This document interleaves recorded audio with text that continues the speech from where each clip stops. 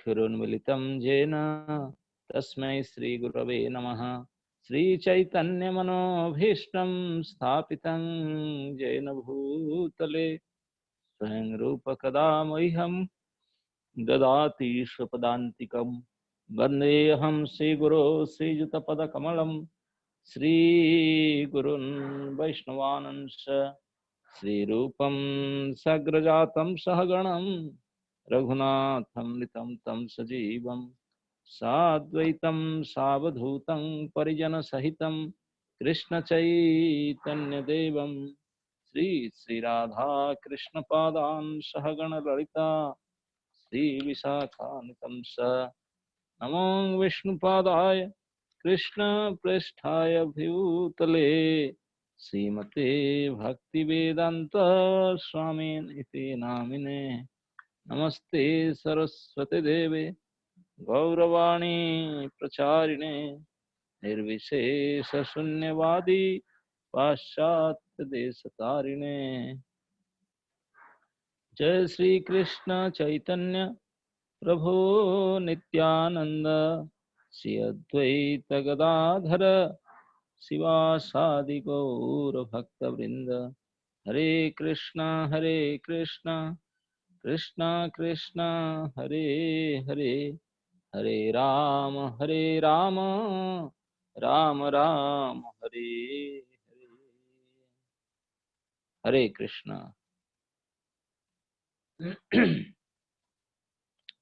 वागीसाजस्य वदने लक्ष्मीर्जस्य च वक्षसि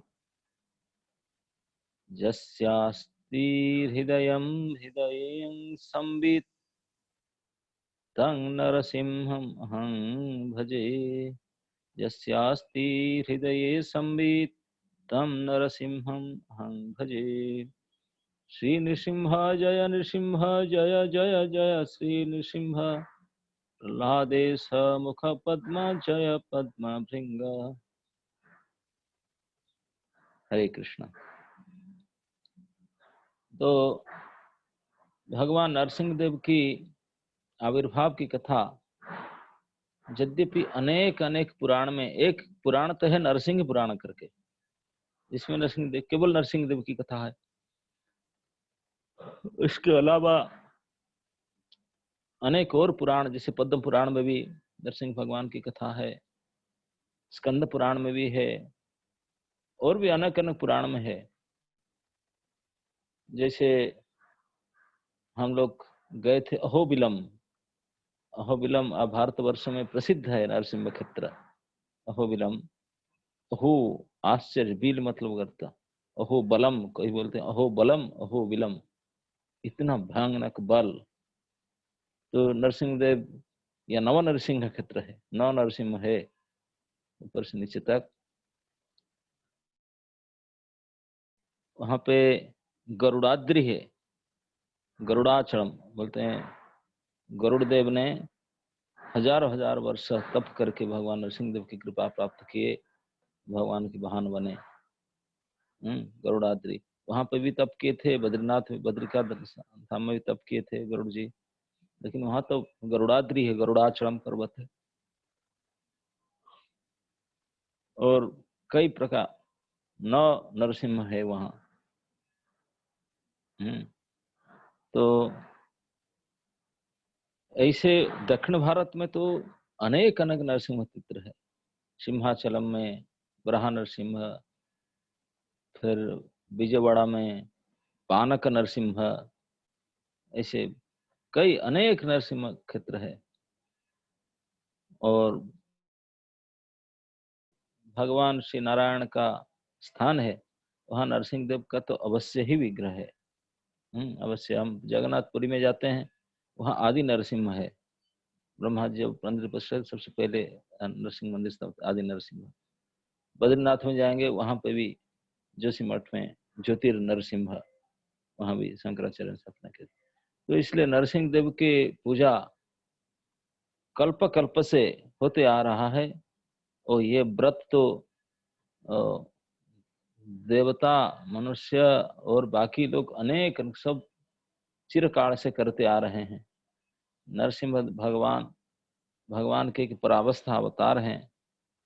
उनका मुख्य काम है भक्तों के भक्ति को रक्षा करना, पालन पोषण के लिए, भक्ति की सुरक्षा के लिए जो जो आवश्यकता सब करें, जो भी कष्ट है उसको विघ्न को विनाश करना है। तो जैसे नरसिंह भगवान की कथा हम लोग के लिए विशेषकर भागवत अमर पुराण है। इसमें जो नरसिंह लीला है भागवत में सप्तम स्कंद में वर्णन है। सप्तम स्कंद की कथा होता है श्री नारद और युधिष्ठिर संवाद से। परीक्षित महाराज सुखदेव को पूछ लिए, ये भगवान ऐसे हिरण्याख्याति बात करते हैं, ये तो पार्शियलिटी करना ठीक नहीं है। तो सुखदेव गोस्वामी बोलते हैं हरि का पार्शियलिटी नहीं है, तो वो विषम नहीं है, सबका समय। तो उसके लिए बोले ये तो जिनका जैसा गुण, जिनके जैसा समय आता है ऐसे उनको फेवर करते हैं ऐसा, लेकिन वो तो विषम है। तो उसको यही समझाने के लिए उन्होंने एक प्राचीन संवाद जो राजस्व में शिशुपाल वध के समय में श्री नारद जी के मुख से युधिष्ठिर की जो प्रवचन हुआ था उसको रिलेट कर रहे हैं। इस नारद जी जो युधिष्ठिर महाराज को कथा कह रहे हैं, उस कथा में भगवान कृष्ण भी उपस्थित थे। भगवान कृष्ण की लीला, भगवान कृष्ण के भक्त नारद जी और भगवान के प्रिय भक्त पांडवगण के सामने वर्णन कर रहे हैं। तो इसमें नरसिंह भगवान की कथा आता है। ऐसे हिरण्यकशिपु कथा कहे कि ऐसे हिरण्यकशिपु ऐसे ऐसे हुए। तो हिरण्यकशिपु हिरणा की कथा कहते कहते बोले कि भाई देखो, उन्होंने तो थे भगवान की पार्षद मूलतः, हिरण्यकशिपु हिरण्याक्ष जय विजय थे, लेकिन वैष्णव अपराध के कारण वैष्णव अपराध के कारण ऐसे ऐसे हुआ। तो उन्होंने यद्यपि नहीं आना, जो उनको तो वो साफ दिए थे कि धरती में चले जाओ, तो आने के लिए बोले तो 7 जन्म तक रहने के लिए बोले। तो उन्हें कि बोले जल्दी आने के लिए प्रार्थना किए। तो भगवान बोले देखो ये कंडीशन, अगर आप मेरे भक्त बन करके, मित्र बन करके धरती पर रहेंगे तो 7 जन्म तक रहना पड़ेगा, शत्रु बन करके रहेंगे तो 3 जन्म में आना पड़ेगा। क्या चाहते हैं आप? नाम शत्रु बनना चाहते हैं 3 जल्दी आना चाहेंगे, इतने देर कौन रहेंगे? तो जल्दी आने के लिए 3 जन्म स्वीकार करके उन्होंने आए थे। तो ये हिरण्यकशिपु की कथा कहते कहते नारद जी कहे कि हिरण्यकशिपु का ऐसे हुआ, उन्होंने अपने प्रिय पुत्र को मार डालने के लिए बहुत प्रयास किया और उसी के प्रति द्वेष के कारण भगवान प्रकट हुए। हम पुत्र द्वेष के कारण, तो नेचुरल सबका मन में प्रश्न उठेगा। तो परीक्षित महाराज बोले गुरुजी ये कैसे हो सकता है? आप एक तो बोलते हैं कि इतने बड़े राजा, त्रिलोक विजय राजा थे और उनके इतने रूपवान गुणवान इतने सुंदर पुत्र थे, सब प्रकार से गुण में श्रेष्ठ थे, सब प्रकार श्रेष्ठ थे 4 पुत्रों में, और उनको कैसे पिता कैसे मार सकता है छोटे बच्चे को? क्या ऐसे विशेष कारण है? कोई पिता अपने पुत्र को मारना है तुम्हें? ये क्या घटना है, ठीक से बताइए। जब सुनने के लिए इच्छा प्रकट की कि पिता पुत्र के द्वेष का कारण क्या रहा छोटे बच्चे के प्रति, तो फिर नारद जी ने उसको डिटेल बताते हैं। नारद जी प्रहलाद जी के गुरुजी भी हैं, वही अपने शिष्य की महिमा बता रहे हैं। बताने लगे ऐसे है कि भाई थे, नहीं, हिरण्यकशिपु के भाई थे हिरणाक्ष। तो हिरण्यकशिपु बड़े थे, उनके भाई थे छोटे छोटे युवराज हिरणाक्ष जी। और क्योंकि पूरे 3 लोक के राजा थे, तो इसलिए कोई डर नहीं था उनका, कोई काम नहीं था, निडर होकर के गदा लेकर घूमता था हिरणाक्ष, इतने बल था उनका। तो उनके सामने कॉम्पिटिटिव कोई उनको मिल नहीं रहे थे। तो इसलिए एक बार जा करके उन्होंने घूम घूम करके धरती लोक को, पूरे धरती पृथ्वी लोक को, इस ब्रह्मांड के बीच में, बीच से 7वां प्लैनेट पृथ्वी है, उसको हटा करके ले गया। बताओ, इतने बड़े डाका। आजकल कोई चोरी करने जाएंगे, कोई उठा लेंगे, कोई धन ले लेंगे, कोई बक्सा ले लेंगे, कोई ब्रीफकेस अटैची ले लेंगे, घर थोड़ी उठा के ले सकते हैं। लेकिन हिरण्याक्ष चोरी करने आया, वो सीधा पृथ्वी के ले गया। पृथ्वी के अंदर कोई सामान नहीं लिया, सीधा पृथ्वी के हटा करके ये पूरे जो ये भगवान का जो महाकर्षण, जो आकर्षण जो विशेष है पूरा लोक आपने, तो उसके बीच से हटा करके छीन करके लेकर गर्भ सागर में डाल दिया उसको। बोला यहीं पड़े रहने तो बाद में काम में आएगा। पृथ्वी लोक लेकर डाल दिया गर्भ सागर। और फिर भी ढूंढ रहा था अपने प्रतिद्वंदी, वरुण लोक में चला गया। समुद्र में उसको रखकर गर्भ सागर में, वरुण लोक में जलाधीश जो जल के अधिपति वरुण देव, उनके पास जाकर बोला हमसे लड़ाई करो। मैं लड़ाई करने कैसे? तो वरुण देव बोले देखो मेरे एज हो गया, बूढ़ा हो गया हूँ, मैं आपसे लड़ नहीं सकता हूँ, लेकिन आप प्रतिद्वंदी ढूंढ रहे, मैं आपको बता रहा हूँ। हाँ बताओ बताओ जल्दी। बोले ऐसा करो, जाओ आप जो माल चोरी करके रखा था, अब वो ले जा रहा है आकर के। बोला कौन? बोला देखो ना, अब धरती उठा कर रखा था ना, धरती ले जा रहा है। बोले कौन? जाकर दो पर उनका एड्रेस, बोले देखो ये बराह रूपधारी ये उठा ले जा रहे हैं बराहदेव भगवान। तो दौड़ करके उनके आईडी एड्रेस लेकर के हिरणाक्ष गुस्सा में दौड़ करके आया, देखा कि ब्रह्मा जी की प्रार्थना से भगवान बराहदेव प्रकट होकर के और गर्भ सागर से धरती को उठाकर लेकर जा रहे हैं। अरे उनको खूब चिल्लाया, उनको गाली गुलस दिया, लड़ाई को रुको रुको रुको। भगवान सुने नहीं, बोले अभी पहले उठाना चाहिए, अभी अगर उनके साथ भिड़ जाऊं तो फिर ये धरती यहीं रह जाएगा, काम नहीं बनेगा। तो अपने पूरा काम पूरा करने के लिए पहले धरती को उठा कर ला के अपने अक्ष में रख लिए, अपने उसे रख करके फिर वापस जाए। वो तो गुस्सा में था। तो युद्ध हुआ हिरणाक्ष के साथ। हिरण्य के साथ विशेष युद्ध हुआ, भागवत में वर्णन है 3 स्कंद में। और युद्ध में भगवान ने बड़े मुश्किल से हिरण्याक्ष को मारे। हिरण्याक्ष कोई छोटा मोटा योद्धा नहीं था, अरे वो तो जय विजय से था। तो भयानक युद्ध हुआ। तो हिरण्याक्ष वध होने के बाद में उनके भाई और इतने क्रोध हुआ, तो उन्होंने तो चैलेंज की करके बोला कि मेरे भातृ हत्या का प्रतिशोध मैं छोड़ूंगा नहीं, भातृ हत्या को मारूंगा और मैं मेरे भाई के तर्पण करूंगा। मेरे भाई हिरण्याक्ष को खून बड़ा पसंद है, बड़ा प्रिय है। मैं विष्णु को मार करके उनके खून से तिलांजलि दूंगा, रक्तांजलि दूंगा, तिलांजलि उनके तर्पण करूंगा, रक्त तर्पण करूंगा, तब उनको खुश होगा। ऐसा करके प्रतिज्ञा करके शूल उठा करके भागा। हाँ, और जो दौड़ करके विष्णु को मारने के लिए जाने के लिए प्लान कर रहा था, पहले ये सोचा, बोले देखो आपने सब असुरगण को बुलाया, बोला देखो ये विष्णु, हम सोच रहे तो अच्छा था उन्होंने, देखो वो मैं जानता हूँ पहले से विष्णु को, हमारा पहचान है, वो अच्छे आदमी थे, मैंने कोई इम्पर्शियल थे, विषम से थे नहीं।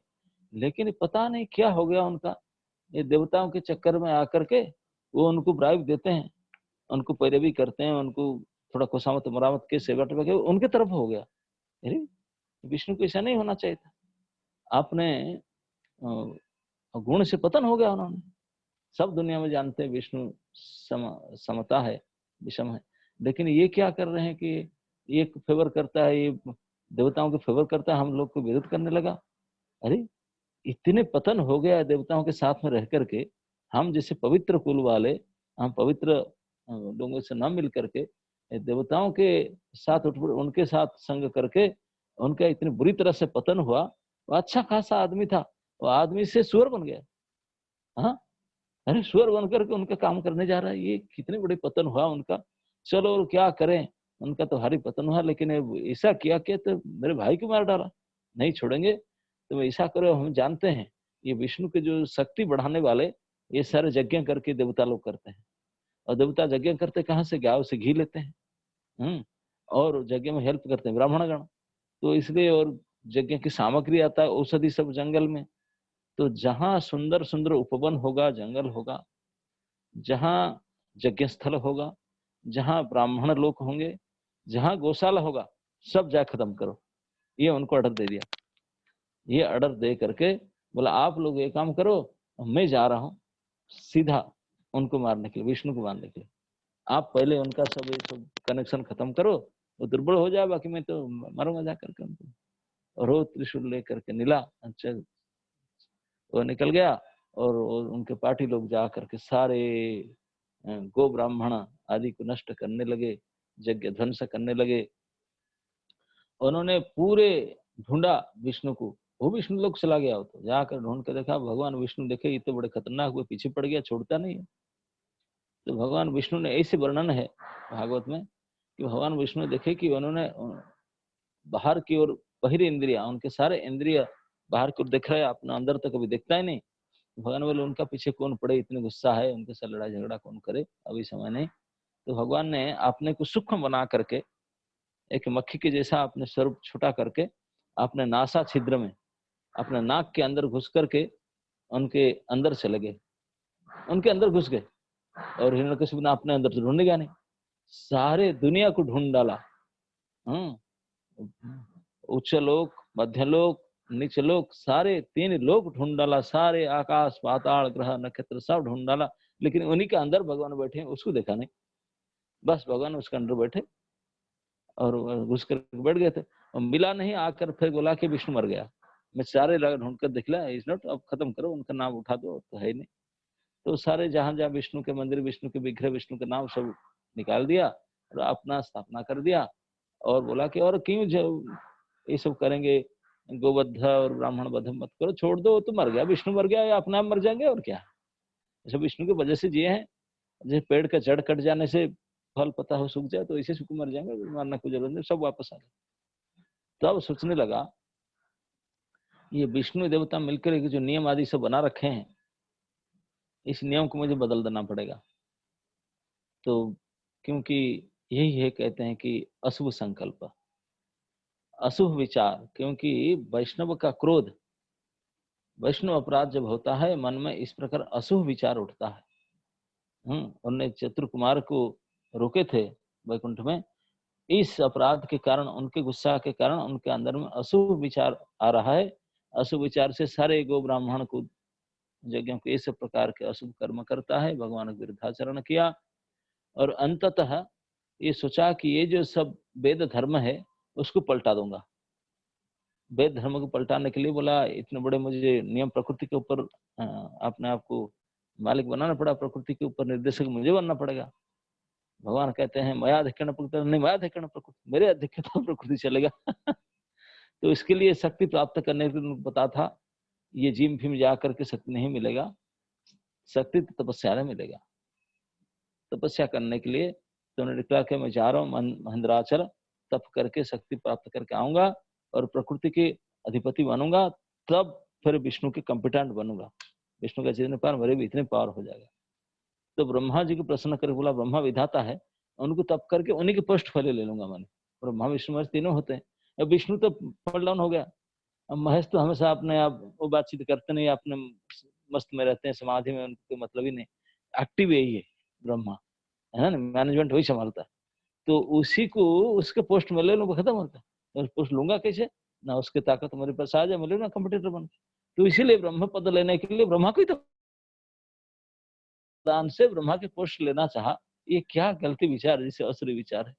तो जाकर महेंद्राचल में नमो ब्रह्मण्य देवाय, ओम ब्रह्म देवाय नमः, जो भी हो, ब्रह्मा जी को कठोर तपस्या किया। बोलते हैं कि 36,000 साल तक पंजे पर खड़ा रहा। पंजे से पैर के जो ऊपर तलवा है, तलवा ना, पंजा, पंजा और सामने वाला पैर का जो सामने वाला हिस्सा है, तो उसी के ऊपर पंजे पर खड़ा रहा। ऊर्ध्वबाहु, हाथ ऊपर करके, मुंह ऊपर करके। हम लोग हाथ ऊपर करके 5-7 मिनट रहना मुश्किल हो जाता है। 36,000 साल तक हाथ नीचे नहीं किया। ऊर्ध्वबाहु ऊर्ध्वमुख, और पैर के पंजे के ऊपर खड़ा है, पैर भी पूरा नीचे नहीं, धरती पर नहीं लगाया। और ब्रह्मा जी की प्रार्थना किया, कंटिन्यूअस, हिला नहीं, डोला नहीं। अरे हम कितने भी हो, कितने कोटि संसार मच्छर आके खा जाए, ओहो तपस्या खत्म, मच्छरदानी लगाओ कि ऑल आउट लगाओ, कुछ करे, घर भी नहीं दे सकते, तो क्या करे। लेकिन उन्होंने जब तप कर रहा था, इतने निश्चल रूप से कठोर तप किया कि पहले तो कुछ दिन ये हुआ, धीरे धीरे धीरे लोग समझे कि हजारों साल जो बीतने लगा, बाकी सारे प्राणी समझे ये कोई काठ पत्थर है, ये मनुष्य तो हो नहीं सकता। सब आकर, चींटियां आकर सब खाने लगे उसके मांस को, और कीड़ा खा गए उनके, रक्त मांस सब सूख गया, सो खा गए कीड़े, खा करके दिमक, दिमक खा गए शरीर को, पूरा दिमक के ढेर बन गया शरीर में।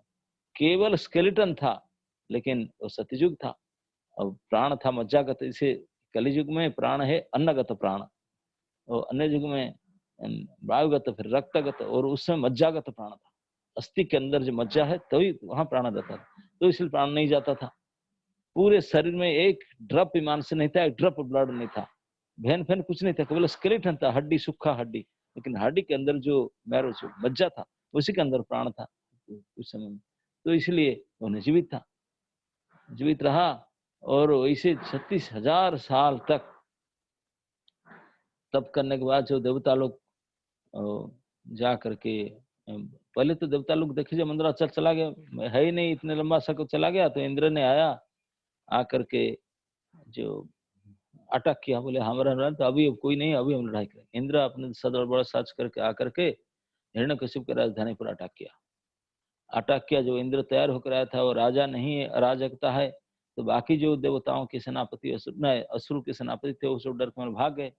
भाग गए तो तुरंत उन्हें लूटपाट मचाया, हिरण्यकशिप का महल में लूटपाट किया, और जो भी खजाना लूटा। और अंततः हिरण्यकशिप के जो पाठ महिषी कयादु, उसको अरेस्ट करके ले जा रहा था, और रो रही थी, उनको खींच खींच कर ले जा रही थी उस स्त्री को। तो रास्ते पर नारद जी मिल गए। नारद बोले, अरे पागल, तू देवता राजा हो, ये क्या कर रहा है कि स्त्री को, ऐसे विवाहित स्त्री है, उनको ऐसे खिसट कर कैसे ले जा रही है ऐसे। वो दुखी होकर के चित्कार कर रहे। तो उन्होंने, इंद्र ने नारद जी को सम्मान किया, बोला, देखिए देवर्षि जी, ये बात ऐसा है कि अब आपको तो पता होगा हिरण्यकशिपु ने क्या हमारा दम खराब किया ना। हाँ, बोले ये जूनियर हिरण्यकशिपु आने वाला है ना, बोले गर्भवती है। तो हिरण्यकशिपु का बेटा उसके गर्भ में है, तो वो जन्म हो जाएगा तो फिर तो जूनियर हिरण्यकशिपु बनेगा, तो इतना बड़ा खतरनाक होगा, वो तो है नहीं। तो इसलिए मैं सोचता हूँ मार डालूंगा, लेकिन मैं स्त्री हत्या नहीं करूंगा, स्त्री के लेकर रखूंगा, मैंने अपना यहाँ पाल कर रखूंगा नर्सरी में जो भी। और जब उनका पुत्र जन्म हो जाए तो बेटा को मार डालूंगा, फिर उनको छोड़ दूंगा, मेरे उनसे कोई ये नहीं। तो नारद जी बोले, बोले इंद्र तुझे पता नहीं, ये तो अनंत के अनुचर है, बोले साक्षात अनंत देव के दास है, अवध्य है, उसको कोई नहीं मार सकता, तू क्या मारेगा, तू नहीं मार सकता उसको। जैसे वो सुना नारद जी के मुख से, उनका पूर्ण विश्वास था, नारद जी झूठ नहीं बोलते, तुरंत कैद को रिलीव कर छोड़ दी, और कैद माता को प्रणाम की, माफी मांगी, उनकी परिक्रमा की, और छोड़ के इंद्र चला गया। बोला, अरे बहुत बड़ा खतरनाक, ये देखिए असुर का और देवताओं को तुरंत सुन करके विश्वास करके छोड़ दिया कि भगवान के भक्त है, ना ना ना। तो फिर कयादु माता जो अकेली थी, घर से किडनैप्ड हो चुकी थी, तो उन्होंने प्रार्थना की नारद जी को, बोले नारद जी ऐसा है, मैं वो घर कैसे जाऊं, अभी पति घर में नहीं है, और मुझे उठा कर ले आए थे इंद्र ने, और मैं गर्भवती हूँ, अब मुझे इस हाल में, मुझे अब मेरा पुत्र होगा, और पति मुझे मानेंगे कि नहीं पता नहीं, क्योंकि वो मुझे दूसरे से हरण करके ले गया था, तो उनके पुत्र करके मानेंगे कि मैं बड़े फील कर रहा हूँ को insecure. So please Narad ji बोले, क्या बताओ क्या करूं, है ना, कृपा करके मुझे आपके यहाँ रखिए, स्थान दीजिए। अब इसे नारद जी की अपना आश्रम था कि नहीं, ये भी डाउट है, तो नारद जी को दक्ष साहब था, अपना कोई ठिकाना नहीं है, तो हो सकता है नारद जी का मित्र का कोई आश्रम होगा, जो भी हो, कहीं उनसे रहने के लिए व्यवस्था की, कैद के लिए रहने के लिए व्यवस्था की, और नारद जी भी रहे वहां। नारद जी रहे, हाँ, पता नहीं कहाँ कौन सा आश्रम, कहीं वो नारद जी रहे। और तो वहाँ कयादु जी रही और नारद जी की सेवा की। तो सेवा करके, साधु की सेवा से तो नारद जी ने प्रसन्न हुए, और उन्हें शिक्षा दे रहे थे। और कयादु को लक्ष्य करके उनके अंदर जो बालक था, क्योंकि नारद जी त्रिकालदर्शी समझ गए कि भक्त है, सही कैंडिडेट है, उनको शिक्षा देने लगे। देने के लिए। तो इससे पता चलता है नारद जी के बाद से कि जो प्रहलाद जी थे वो पहले जन्म से भक्त थे, नहीं तो जन्म ही नहीं हुआ था। अभी गर्भ में थे, कुछ ही महीना हुआ था, नारद जी बोल दिए कि अनंत अनुचर है, उसको अवध्य है, कोई मार ही नहीं सकता, बहुत बड़े भक्त है। तो नारद जी काल से समझ गए कि वो तो भक्त है। और जन्म हुआ तो उसके गुण के वर्णन को, जन्म छोटा बालक का ऐसे गुण थोड़ी ना प्रकट होता, लेकिन सारे गुण को वर्णन किया जाता है भागवत में, क्योंकि आगे होने वाला जो त्रिकालदर्शी। तो देवता लोग ने जा करके ब्रह्मा जी को बोले कि ऐसे ऐसे उन्होंने भयानक आपके पोस्ट ले जाने के लिए आप जाकर कुछ कीजिए इमीडिएटली। तो ब्रह्मा जी ने अपने ऋषियों को साथ में लेकर के आए, अपने पुत्र गण को साथ में लेकर आकर के ढूंढ ढूंढ कर मंदराचल में बड़े मुश्किल से ढूंढ पाए उनको, क्योंकि दिमाग धैर्य के अंदर था। तो उनको फिर अपने पूत पवित्र जल से उनको प्रकट करके उनको वरदान लेने की बोले, कोई वरदान मांगो।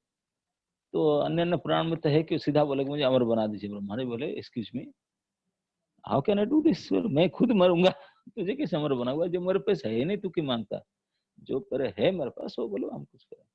तो हिरण्यकशिपु बोले ओके नो प्रॉब्लम। तो हिरण्यकशिपु ने फिर अल्टरनेटिव वर मांगा, अब बड़ा लंबा था, सारे प्रकारांतर अमर ही जैसा।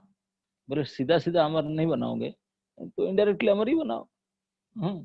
इनडायरेक्टली अमर बनने का, मरने का जितने रास्ता था सारे बंद कर दिया, जितने अपना अपना बुद्धि के अनुसार मृत्यु का जितने जितने प्रकार था सभी को वर मांग कर रोक दिया सब।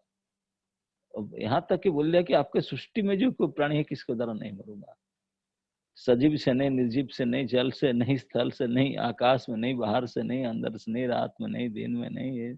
ये बहुत लंबा चौड़ा लिस्ट मांग करके ब्रह्मा जी भी सुनकर हैरान तो हो गए, बोले तो इनडायरेक्ट अमरवर मांग रहा है।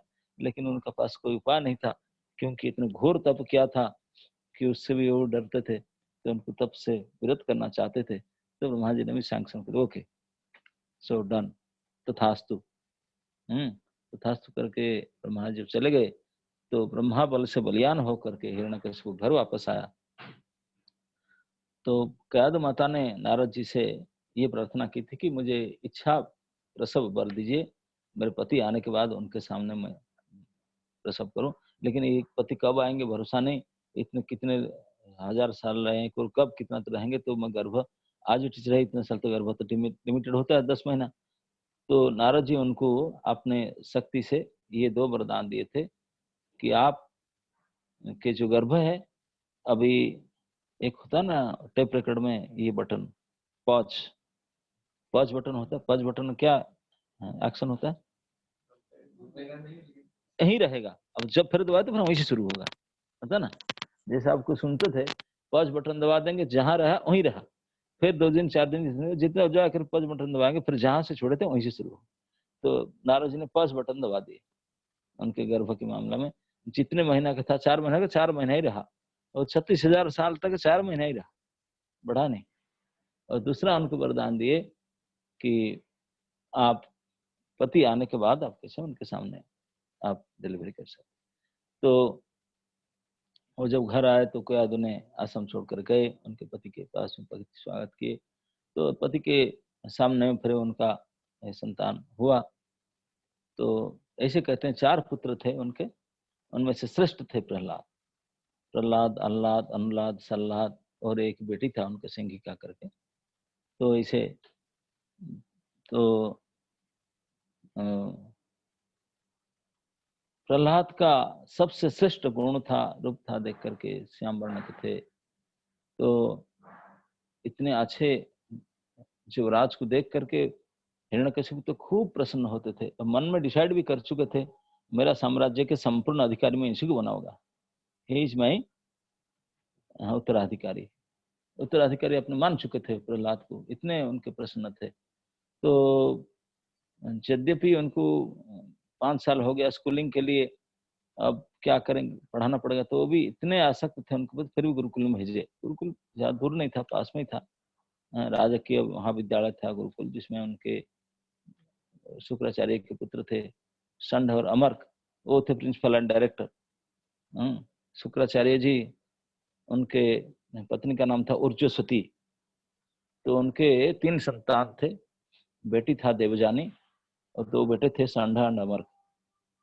तो देवजानी तो उनको शादी किया जजाति महाराज को, कच्छ के साथ उनका लव अफेयर हुआ था, लेकिन वो छोड़ो, जो बाद में तो जजाति को शादी की, जो भी हो।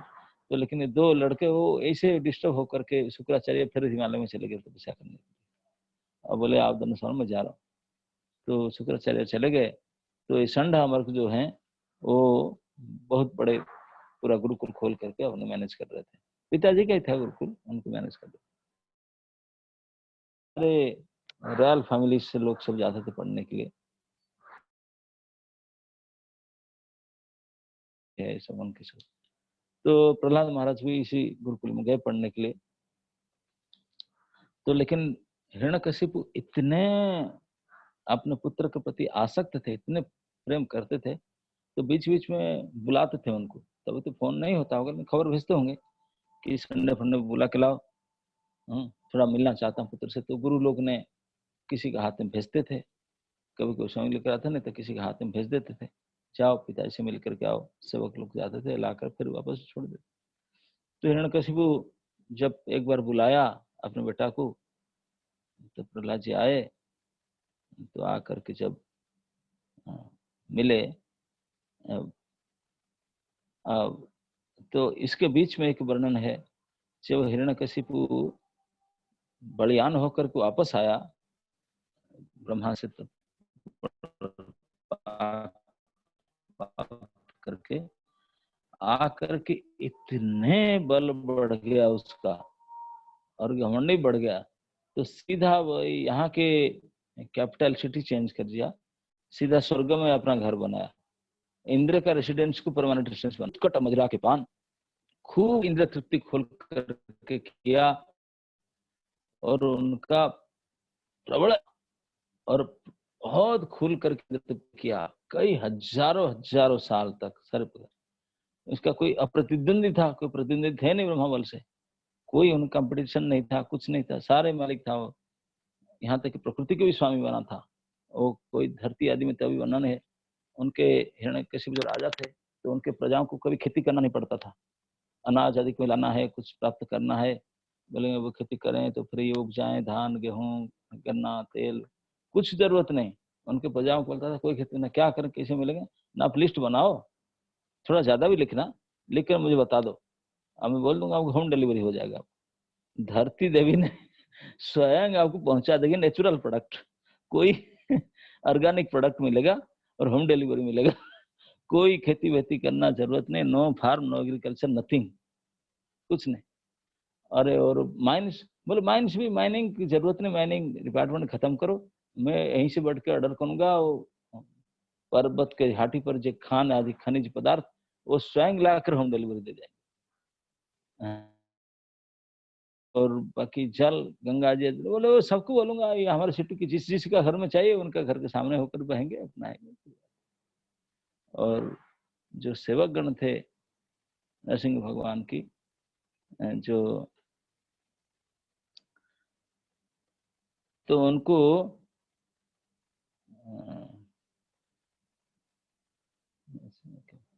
तो जितने भी देवता आगरा थे सबको अपने सेवा में ले गया, सबको अपने सेवा में ले गया। पूरी प्रकृति को, गंगा नदी जलवायु, किसी को टेम्परेचर इसी पे चलाना जरूरत नहीं, वो बोल देगा टेम्परेचर डाउन डाउन, टेम्परेचर आप वहीं बैठ के ऑर्डर करता था, प्रकृति के अपने हाथ में रखा था। यही से अद्भुत पराक्रमशाली था उन्होंने। और कोई देवता अवता, कोई सार सार सार सार सार सार यहीं से देखने से कपड़ा खराब हो जाता था उनका। डांटना तो दूर बात है, इतने डर था, इतने कड़ा पिटता था, डांटता था, इतने कठोर शासन करता था कि बेचारे बड़े बड़े देवता लोकपाल तंग हो गए, थर्रा उठे, मरे सब। इतने बैठी खटाता था, कभी मेंटेनेंस तनखा फनखा नहीं देता था, काम खूब कराता था, नहीं करने से पिटेगा। अरे देवता लोकपाल कोई है उनके सामने सब। और श्राद्ध प्रातः यज्ञ सब भागे स्वयं ले जाता था, जो तर्पण होगा यज्ञ होगा ना, सामग्री स्वयं ले जाता था। और खाने पीने मर गए देवता लोग, तो यज्ञ से कुछ खाते थे, यज्ञ का भाग सब ले लिया और खाना पीना नहीं देगा और खाटी बैठी खटाएगा। तो इसलिए बहुत त्रस्त हो गए। तो इस अवस्था में उन्होंने छिप छिप कर धरती पर आकर के रात दिन खाना पीना छोड़कर इकट्ठा भगवान के शरणागत हुए, भगवान को प्रार्थना करने लगे। तो जब विकल होकर भगवान को प्रार्थना किए तो भगवान ने उनको फिर बोले कि तो कोई बात नहीं, मुझे पता है हिरण्यकशिपु ऐसा कर रहा है, तो आपको तो पता है कोई भी व्यक्ति अगर गो, ब्राह्मण, देवता,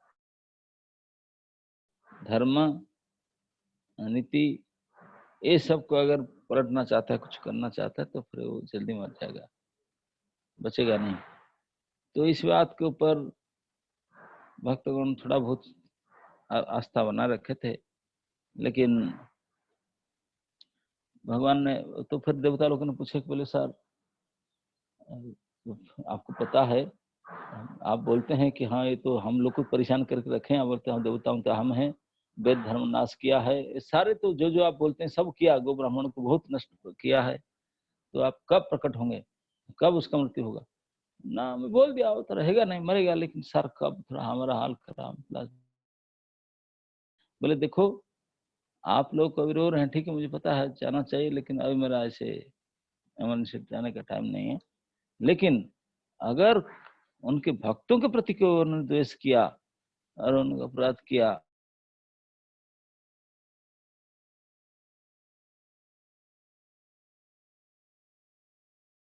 सारे वरदान हो, मैं जाकर उसको मार के आऊंगा। तो भगवान ने उनको वचन दिए, देवताओं को, देवताओं ने खुश हो गए। भगवान ने बोल दिए तो बोल दिए, समान आकर के सारे देवताओं लोग पड़ा आकर के अपने सुखी होकर मान लो। तो इस प्रकार से सारे देवता लोग आशा माने कि तो भगवान ने जवाब दे दिए, कुछ करेंगे करेंगे, सब आकर के अपनी स्थिति में रहे। और इधर वो देवता लोगों ने पूछे, बोले कौन होगा भक्त जिसको बोलते भक्तों का अत्याचार करने से आप प्रकट हो जाएंगे? तो इसके उत्तर में भगवान बोले भक्त और कोई नहीं, उन्हीं का बेटा होगा। अभी जन्म नहीं हुआ था प्रहलाद, बोले उन्हीं का बेटा होगा, वो मेरा भक्त होगा उत्तम कोटि का, तो उसको जब वो द्वेष करेगा, कष्ट देगा, तो मैं सहने का, मैं आकर मार डालूंगा। तो इसलिए देवता लोग, तो फिर प्रहलाद आया। तो प्रहलाद उनके छोटा बालक बन करके आया, तो वो जो भक्ति में तो उनके इतने प्रगाढ़ निष्ठा भक्ति देख करके प्रहलाद महाराज आदि की भक्ति को देख करके हिरण्यकशिपु आदि पार्टी बहुत क्रोधित हो गए थे। पूरे साम्राज्य में कोई उनके प्रतिद्वंदी नहीं था, सब उनको सार सार थे। एक ही उनका बेटा निकला जो उनका बात नहीं मान रहा है और उनके शत्रु का भजन करने लगा। तो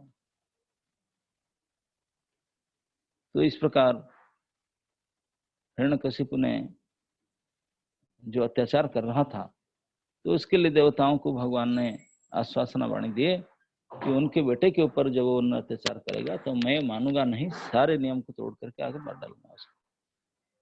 तो इससे ये पता चलता है कि भगवान केवल भक्तों के ऊपर पूरा करते हैं, देवता होताओं को बोलते हैं कि अवॉइड करो, इतना क्या नहीं करते, भक्तों के प्रति जितना देता रहता है। तो फिर देवता लोग आकर के, असुर आकर के अपना अपना अपना काम में लगे रहे। लेकिन हिरण्यकशिपु अब इंद्र पद में बैठ करके अपने भोग का शिखर तक पहुंच चुका था। तब उनका जो बेटा हुआ था, तो बेटा को मैंने बताया है कि 4 साल का होता स्कूल में एडमिशन करा के और उनको शिक्षा करने के लिए बोला था। उनके प्रहलाद थे टीचर, तो उनको जो स्कूल में संढा अमरक आदि जो थे, तो उनको बोला कि देखिए उनको वो पॉलिटिक्स राजनीति अगर ठीक ठाक से पढ़ाओ, सब करो। तो एक दिन जो स्कूल से प्रहलाद जी आए थे, तो प्रहलाद जी जब भी आते थे राजभवन में,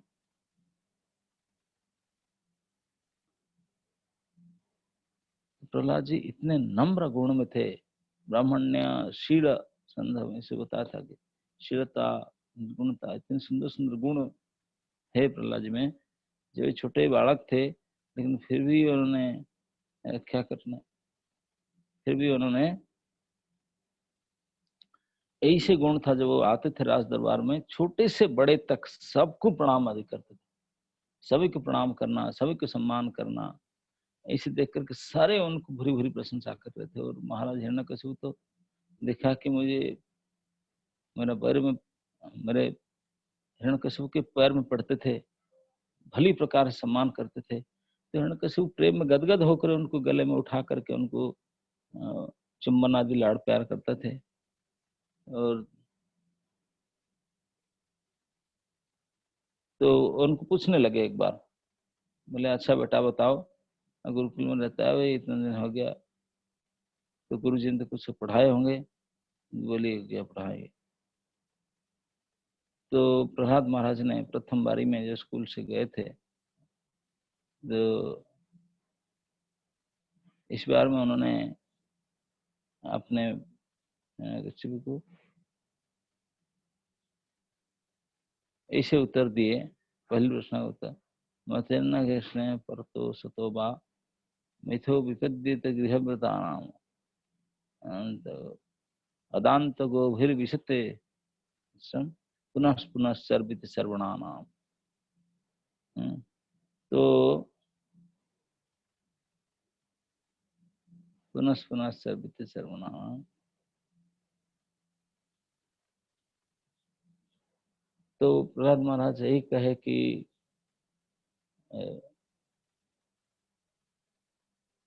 तत्साधु मन्ये सुरवर्य दहिना, हे असुरवर्य दहिना, वही साधु मार्ग है जो हर प्रकार से गृह संसार को त्याग करके, वैराग्य लेकर के गृहावस्था में सब कुछ छोड़ करके भगवान के बल से, तो भगवान के शरणागति, वन में जाकर भगवान की शरणागति लेकर उनके भजन करना। तो ये भजन के उपदेश सुन करके हिरण्यकशिपु थोड़ा आश्चर्य, तो बोले ये बात क्या कर रहा है, हमारे शत्रु की पार्टी के लोग है ना, क्या है ऐसे भी बालक है, ऐसे कैसे भेद बुद्धि आया उनके मन में। तो थोड़ा हंसा, सोचने लगा पता नहीं, स्कूल में लगता है पढ़ाई तो होता होगा, लेकिन कोई स्टूडेंट पिचिंग करने आ जाते हैं शायद बाहर के लोग, ये इस्कन वाले को भरोसा नहीं है, कृष्ण भक्त को कपड़ा चेंज करके भी आ जाते हैं, तिलक भी लगाते नहीं, ऐसे आकर के प्रचार कर चले जाते हैं, और लड़के लड़के भक्त बन जाते हैं।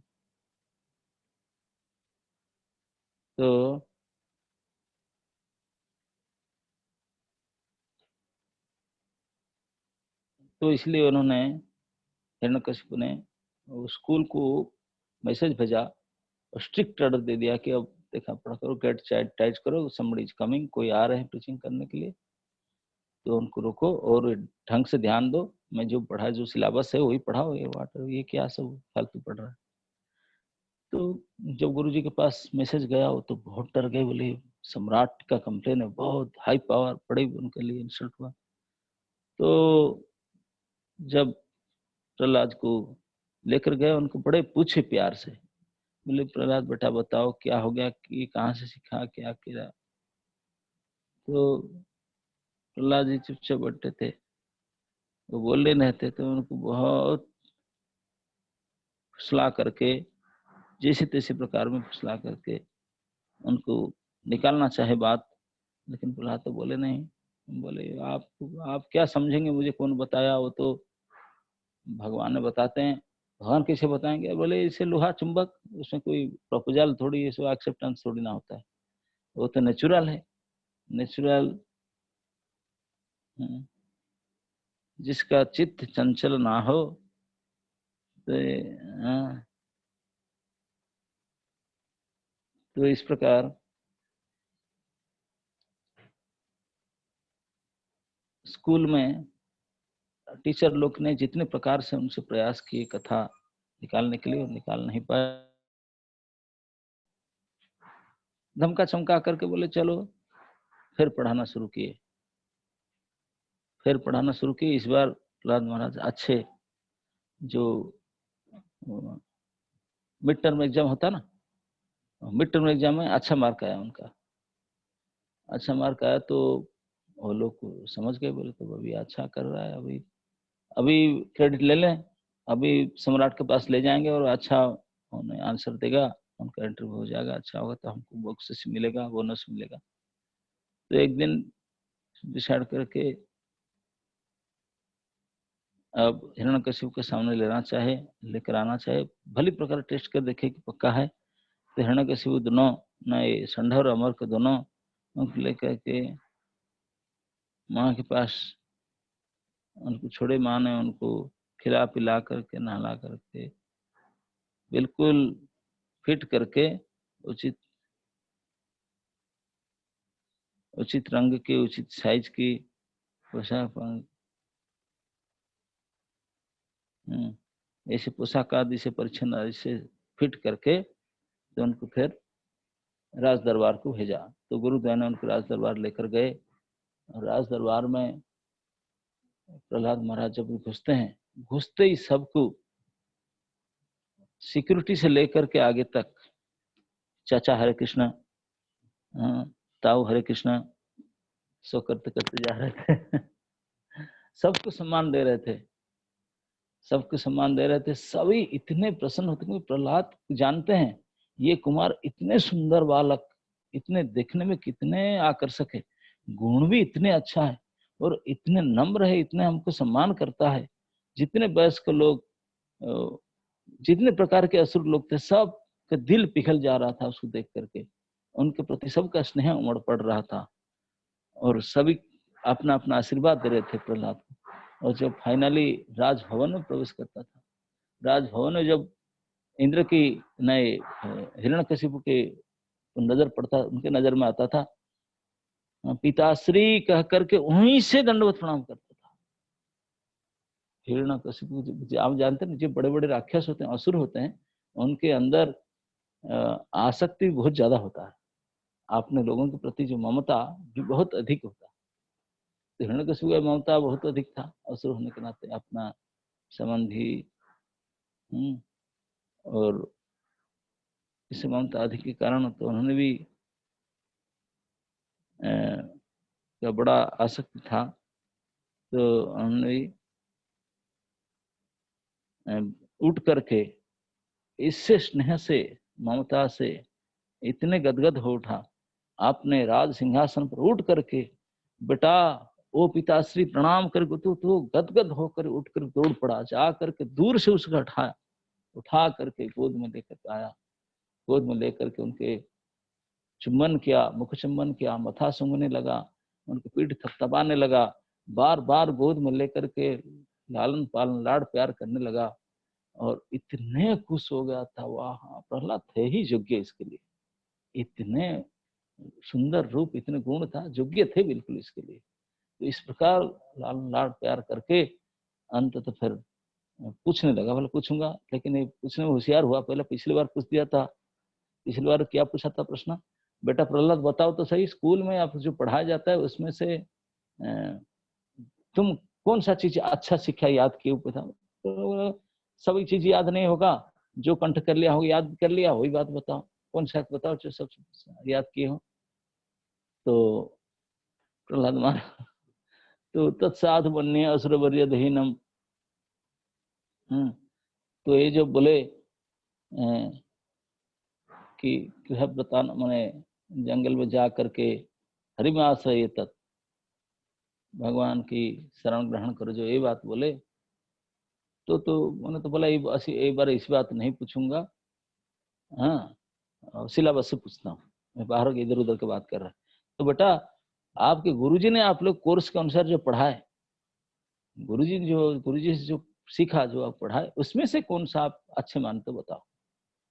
What do you think best, कोई अच्छा क्या मानते बताओ। तो प्रहलाद जी बोले कि पिताश्री मुझे गोद में बड़े स्नेह से पूछ रहे हैं, मैं गुरुजी से जो शिक्षा प्राप्त किया हूँ उसमें से क्या अच्छा मैं बताऊं। तो प्रहलाद सोचने लगे, बोले गुरुजी तो है नहीं, ये थर्ड क्लास संडा अमर के को गुरुजी के लायक है, इनके अंदर कोई ज्ञान नहीं है, कोई गुरु बने, गुरु होने का कोई योग्यता नहीं उनके पास। तो फिर लेकिन पिताश्री बोलते हैं गुरुजी से जो सीखा, बोले मेरे गुरुजी तो मेरे गुरुजी हैं, जो मैं उनको दिखाया नहीं, मैं फोटो भी नहीं दिखाऊं, लेकिन मुझे शिक्षा प्राप्त किया हूँ। वो गुरुजी कौन है? नारद जी। बोले मेरे जन्म नहीं हुआ था, मुझे पाठ पढ़ाए उन्होंने, ना वो मुझे देखे ना मैं उनको देखूं, लेकिन वो मुझे जानते हैं, मैं भी उनको जानता हूँ। तो इसलिए ऐसा कोई हमेशा जरूरी नहीं, भागवत में ये प्रमाण मिलता है कि गुरु जी से आपका साक्षात हो, मुलाकात हो, ऐसा जरूरत नहीं है। गुरु कृपा इतने इतने सटल है और इतने शक्तिशाली है, इवन गर्भ के अंदर से बिना देखे, फोटो तक देखे उनको जाने, नाम सुने कुछ नहीं, फिर भी हो सकता है। ये श्रद्धा और समर्पण का ये कनेक्शन है, इसमें से बाकी कोई एक्सटर्नल कनेक्शन है, इंटरनल कनेक्टेड है, फुली इंटरनली कनेक्टेड। तो इसलिए कोई एक्सटर्नल का इतना आवश्यकता नहीं है। इसलिए प्रहलाद और नारद जी के देखिए, नारद जी इनको रूप नहीं देखे थे, क्योंकि हिरण्यकशिपु के घर में तो उनके जन्मोत्सव में तो नहीं गए होंगे, कि उनका नामकरण उत्सव में तो गए नहीं डर के मारे कि इसे जाएंगे। तो लेकिन फिर भी उन्होंने उनको पढ़ाए थे, तो बोले कि मैं गुरु जी ने जो सिखाए थे उनमें से जो सबसे श्रेष्ठ ज्ञान है सो मैं उसको बताऊंगा। तो श्रेष्ठ ज्ञान जो नारद जी ने सिखाए थे उसको बोलने लगे। श्रवणम कीर्तनम विष्णुर स्मरणम पाद सेवनम अर्चनम वंदनम दस्यम सख्यम आत्मने वेदनम इति पुंसार्पिता विष्णुर्भक्तिश्चे नवलक्षणा क्रियति भगवती अद्धा तत् अधित उत्तमम तन मन्ये अधित उत्तमम। मैं जिसको मानता हूँ सबसे, जो मैं पढ़ा हूँ इसमें से सबसे बेस्ट उत्तम वही है। तन मन्ये मैं मानता हूँ, अधितम जो मैं पढ़ा हूँ उसमें सबसे उत्तम वही है। जब ये बताया तब पिताश्री हिरण्यकशिपु का क्या इफेक्ट हुआ, क्या उसका प्रभाव हुआ, फिर क्या हुआ, उसको इवनिंग सेशन में चर्चा करें। भगवान नरसिंह देव का प्राकट्य निशामुखे वैशाखे शुक्ल चतुर्दश्यां निशामुखे, जब डस्क मतलब सूर्य अस्त हो रहा था, और अंधकार, रात्रि भी नहीं था दिन भी नहीं था, बिल्कुल संध्या, युग संध्या समय में, क्योंकि हिरण्यकशिपु का बात नहीं था, ना दिन ना रात, उसी समय में भगवान प्रकट थे। इसलिए निशामुखे युग संध्या के समय में, उस संध्या काल में उनका भगवान का तो इसी समय भगवान का आविर्भाव कराएंगे, तो इसलिए इवनिंग सेशन में उसको रखते हैं। तो श्रद्धालु श्रोतागण को मैं क्षमा चाहता हूँ, तो जितने संभव हम किए। तो अगर आप लोग का श्रद्धा है तो फिर शाम को 7:30 बजे आपके सेवा में उपस्थित होंगे भगवान को आविर्भाव लीला के लिए। श्री नरसिंह देव भगवान की, समवेत भक्त वृंद की। हरे कृष्णा। बोल ओके। थैंक यू महाराज जी, थैंक यू। ओके ठीक है।